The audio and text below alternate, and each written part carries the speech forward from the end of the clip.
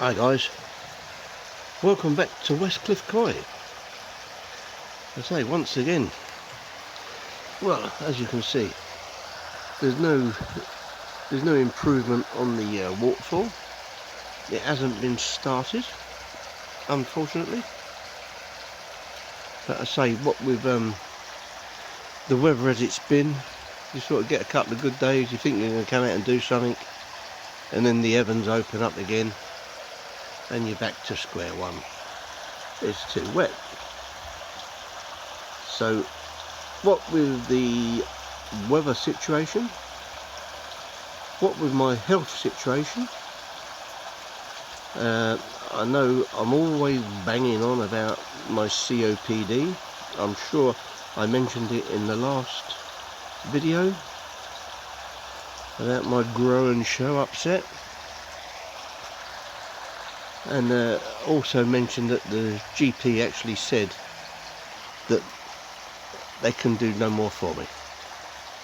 They said if you have another turn where you're taken bad in the middle of the night, phone for an ambulance. They said, because we can't do any more for you. And that's exactly what happened. I got up one morning about 6:30, really having problems to breathe again. We got through to about 9 o'clock, and my wife said, that's it. She said, I'm going to phone an ambulance. So what she done, she started with is it 111 or 101? She phoned them first and got advised by them, and they said that if they didn't phone back within the hour, then we was to phone them back and they would go from there.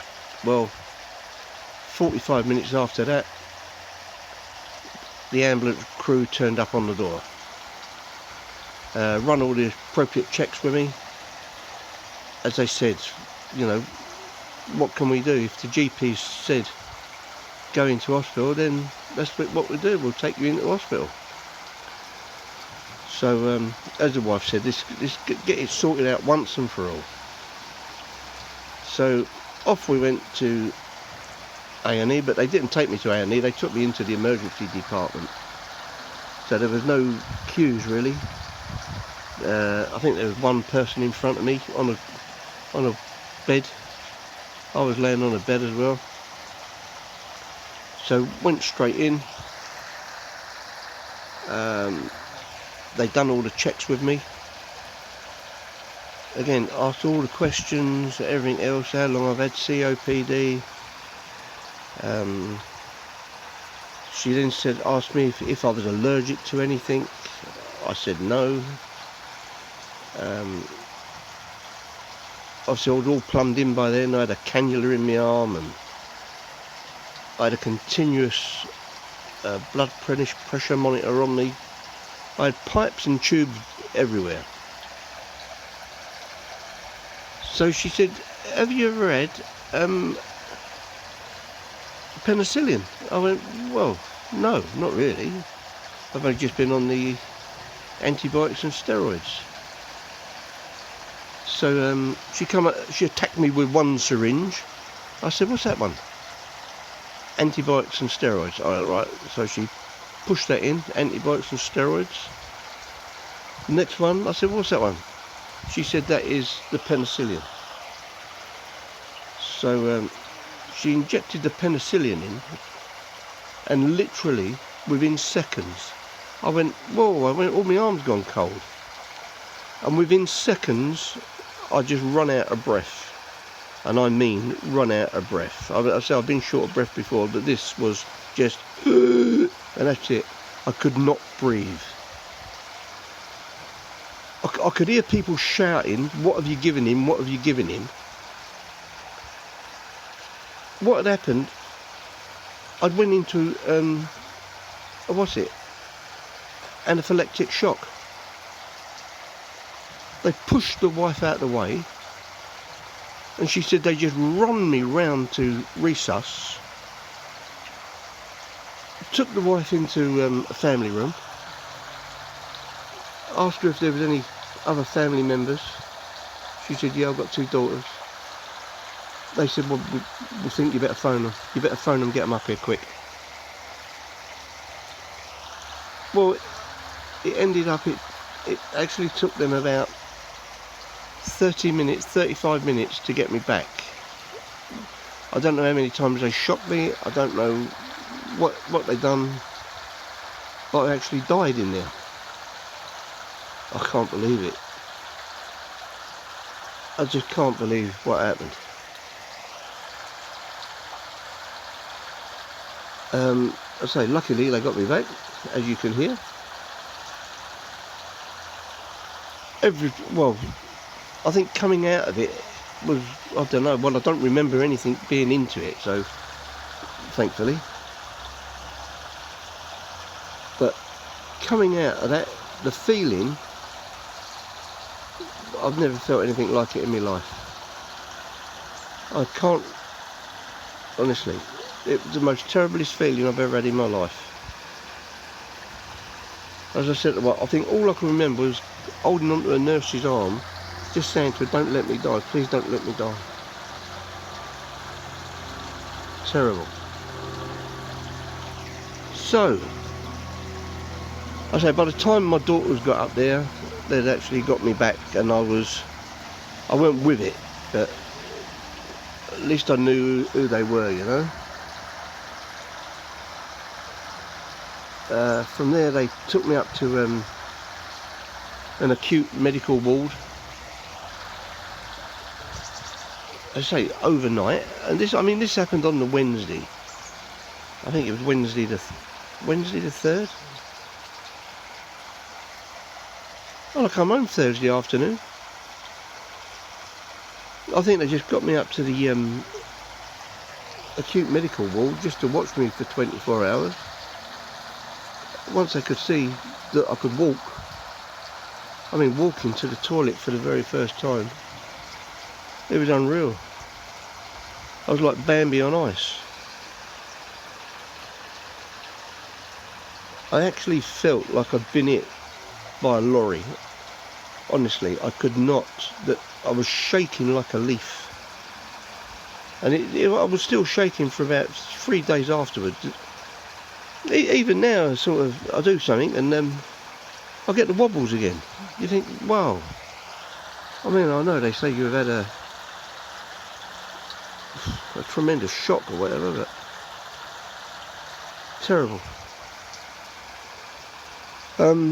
I have sometimes looked at people, when I can't eat nuts, I'm allergic to nuts. Really? Get on with it, will you? I'll never say that again. Because until you've gone through something like that and you don't know what you're talking about, honestly, I didn't know what I was talking about. I was ignorant to it all. But absolutely horrific. So at least one good thing has come out of it. They got COPD nurses coming into the hospital, sat by the bed with me for 20 minutes, had a good chat, sent me home with a care package, different sort of drugs, put me on a nebulizer, that is fantastic. I must say it works very, very well. Since I've been on this care pack, I think they're reducing the dose of steroids over about a course of 6 weeks. So start off with 6 and 1 antibiotic, then down to 5, no antibiotic, then 4, no antibiotic, and so on. Cut the antibiotic out altogether, just on steroids now. So I'm down to 4 steroids at the moment, 4 steroids a day. Down to 3. I'm down to 3 at the moment. Been up a couple of nights, a bit tight in the chest, but thankfully I've just got up, made myself a cup of tea, sat down quietly, had my Subutemal puffer, and it's cleared it up. Been able to get back to bed. But I really thought that I'd do another video. Look at him sitting here looking at me, look. He's a greedy sod, all he wants to do is eat. So I think I might have to do this video in 2 bits actually, because hopefully I'm fed up. I am fed up with this illness, to be quite honest. 5 months this has been going on now, since January. And but while I'm on, I'd just like to give a shout out to Daz Shelton over at Skegness Pond Supplies. I was having a little bit of a problem getting hold of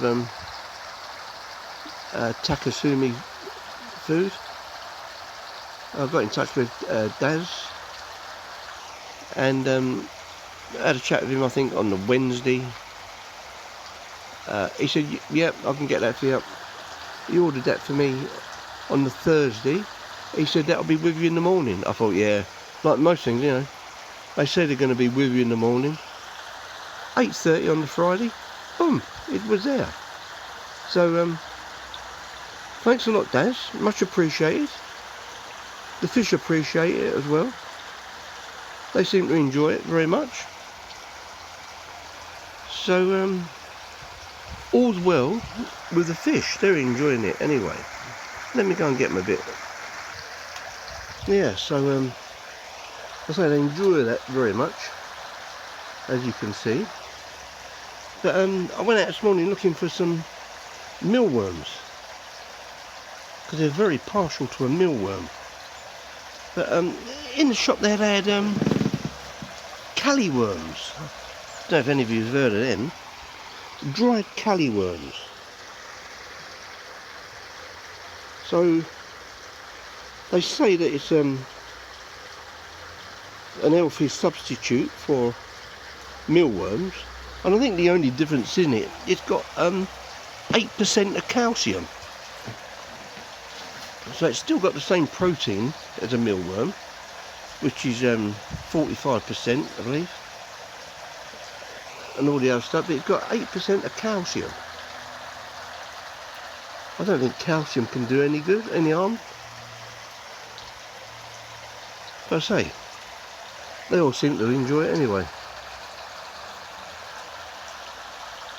Yes.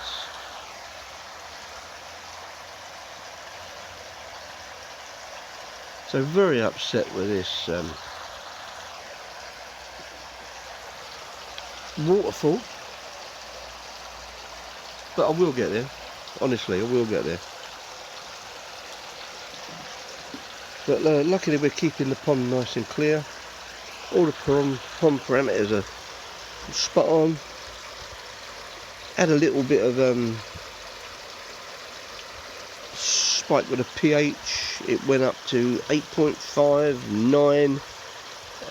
I'll give it a massive water change. Boom. And they've all come back good. Had a couple of flashes on there. Again, treated them with a half a tub of Lernex Pro. Very tempted to give them the other half of it, but there's no one flashing. If there's nothing flashing, I'm very reluctant to put more chemicals in, you know. Let's go around the other side. So I should have took this net off first, really, shouldn't I?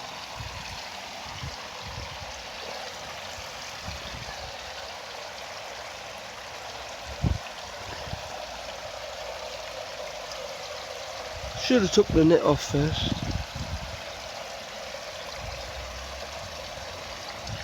The old temporary backy shells are still working well.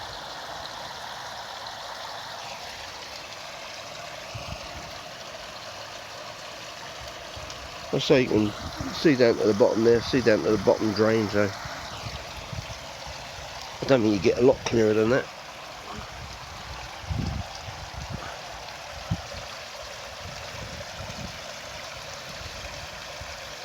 Could do with a bit of hoover out actually.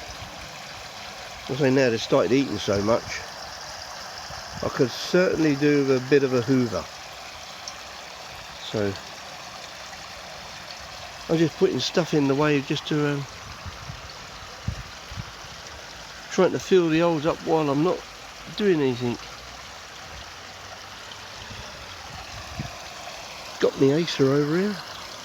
That's in the wrong place. That's got to be moved. Oh. That lovely pink tree there. Don't know what that's called. That was pink. But now it's gone a dirty, washed out pink. Dirty, washed out pink. I say it's lovely for 2 weeks. And then it goes all washed out and dirty and horrid. And then you're picking up all the bits that fall off of it for 9-10 months. But still been doing a bit, slowly but surely. Back to me grapevine there in the corner. That's doing well. Look at that, it's gone berserk, the old grapevine. We've got grapes on there already. Look at me grapes. Woohoo! Loads of grapes. Tomatoes. We've gone berserk this year with tomatoes. We normally have 9 plants. This year, wifey thought we'd go and have 12. It was a bit tight. I've had to take one of these work benches out of the way to accommodate the extra 4. She's even put a little row of lettuces in there. What they're for, I haven't got a clue, because she doesn't eat anything green. Strawberries coming on well.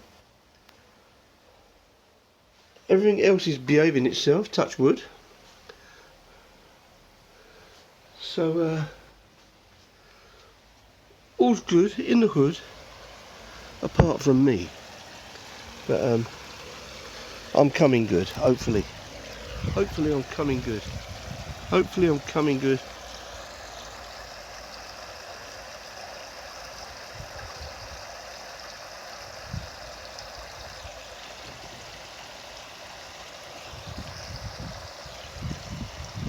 I've got a visitor coming over on Friday. Jim from It's What I Do. Any of you guys that haven't been over to Jim's channel, I say it's Jim at It's What I Do. He doesn't just do koi, he does all he does quite a few things on cameras. He tests things out and puts them on there and gives you advice about it, and yeah, so it's quite a good, very good channel actually. So pop out to Jim. You can give him a like and a subscribe. Let him know that Ron sent you from Westcliff Koi Pond. And perhaps we'll do another little video on Friday. But talking about subscriptions, it'd be nice if someone else gave me a couple. I'm going to get plenty of views. On my last one, the Grow and Show let down, I think I've had 650 views on that. It'd be nice if we had a few more subscribers, just to get me away from that 370 mark, what I'm stuck on. So any subscribers, any thumbs up, anything you'd like to say, any comments, I'd be very much appreciated. And we'll go from there. But so hopefully I'm getting away from this. Well, I ain't going to get away from COPD, I know that. It's a ongoing illness, and it's a progressive illness, so I can't really get away from it. But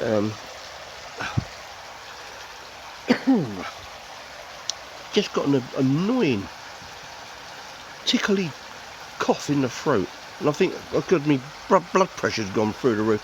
I think they need to shock me again to get me me blood pressure back in kilter. It's gone way up. It's gone up, like the other day it was up to 180 over 103. So not very good, is it? And the GP says, he goes, that's all right, we'll make an appointment for 3 weeks' time. Well, I thought high blood pressure was supposed to have been the silent killer. You know, I'll leave him for 3 weeks. He might be dead, won't have to do anything then. Crazy, isn't it? Anyway, on that happy note, if there was a happy note, on that happy note, guys, I wish you all a beautiful week by the sounds of it. It sounds like the weather's going to come on very nice, up in the 20s, so I think the wife said to me, by midweek we're going to have temperatures like Morocco. Really? Well, we'll see. I think she said Morocco.